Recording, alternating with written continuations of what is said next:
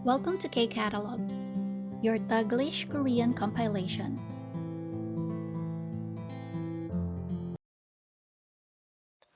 KIIP Level 1 Unit 9 continuation ng workbook.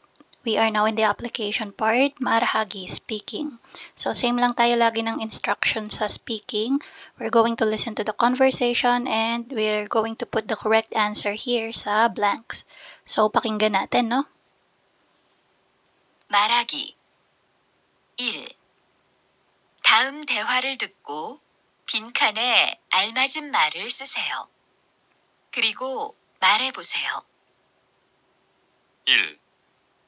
잠시드 씨, 일요일에 뭐 했어요? 집에서 쉬었어요. 텔레비전도 봤어요. 2. 안젤라 씨는 무슨 운동을 좋아해요? 수영을 좋아해요. 야구도 좋아해요. 3. 주말에 스티브 씨를 만났어요? 네, 스티브 씨를 만났어요. 희애우 씨도 만났어요. 4. 토요일에 아르바이트를 했어요? 아니요, 아르바이트를 안 했어요. 친구를 만났어요. Ayan. So, tingnan natin, no? Basahin muna natin and let's see kung ano yung sinasabi dyan. Number 1. Sabi ni Ga, Jamshid 씨, 일요일에 뭐 했어요? Jamshid, what did you do last Sunday? 일요일에. So, ang sagot ni Na, siya si Jamshid, 집에서 쉬었어요. Okay, I took a rest. No? Nagpahinga daw siya.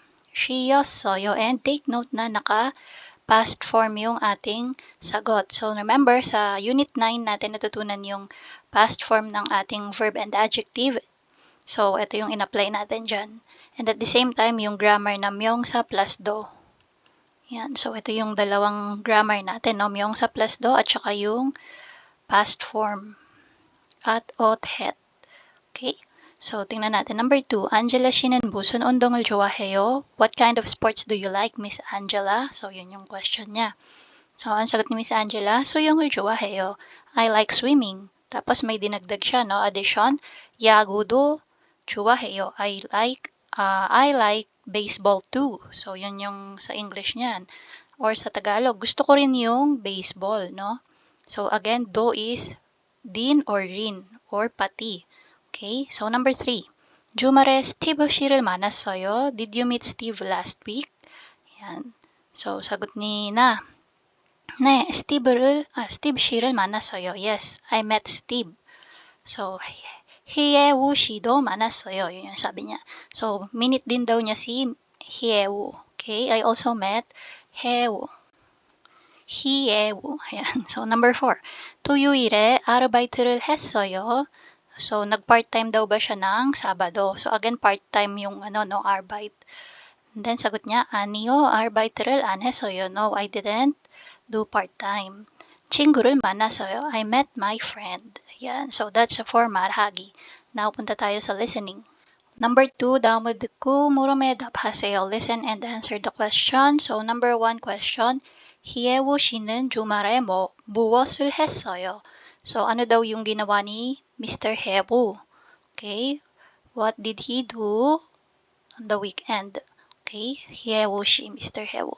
And then number 2, true or false. So, kapag tama yung sinasabi dito sa napakinggan natin, then circle. Kapag mali, X. Number 1, Angela 씨는 주말에 백화점에 갔습니다. So, nagpunta daw ba si Angela ng department store ng weekend? Okay. Number 2, Angela 씨는 주말에 옷을 샀습니다. So, bumili daw ba ng damit si Angela? Okay, nung weekend. Number 3, si Yewo shi daw ay 친구 생일 선물을 샀습니다. Bumili ng present or gift para sa birthday ng kanyang friend. Okay, so pakinggan natin.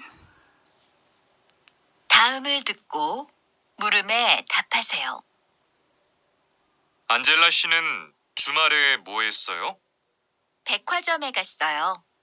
백화점에서 뭐 했어요? 친구 생일 선물을 샀어요. 그리고 제 신발도 샀어요. 희애우 씨는 뭐 했어요? 저는 친구하고 공원에서 자전거를 탔어요. Ayan, no? So, yung last part, si Heushi yung nagsasalita. Ano yung sabi niya? 저는 친구하고 공원에서 자전거를 탔어요. So, yun yung sabi niya. So, ang ginawa daw ni Heu last weekend ay nagpunta sa park kasama yung kaibigan niya at nagbike sila doon. So, ito yung sagot natin for number 1. So, habang pinapakinggan natin kanina, yun nga, si Angela yung kausap niya. And ang sagot ni Angela nung tinanong siya ni Heu is, nagpunta siya ng department store. 백화점에 갔어요. Yun yung sabi ni Angela. So, circle tong number 1. And then, yung number 3 dito na part, sabi din, si Angela pa rin yung nagsasalita nun, no? Sabi niya, 친구 생일 선물을 샀어요. So, bumili din daw siya ng present para sa birthday ng kaibigan niya. Pero sino yung nagsasalita nun? Si Angela. So, hindi si Heushi. Okay, si Angela. So, X ito. Then yung number 2, Angela 쉬는 주말옷을 샀습니다. So, naalala ko ang sinabi ni Angela na binili niya is 제 신발. Okay, sabi niya, 제 신발도 샀어요. Ayan. Okay, so hindi damit, kundi sapatos, 신발. So this one is also X.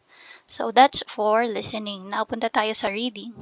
And that's it. If you find this video helpful, please hit the like, share, and subscribe button. So I still hope to see you in the upcoming videos, and again, thanks for watching.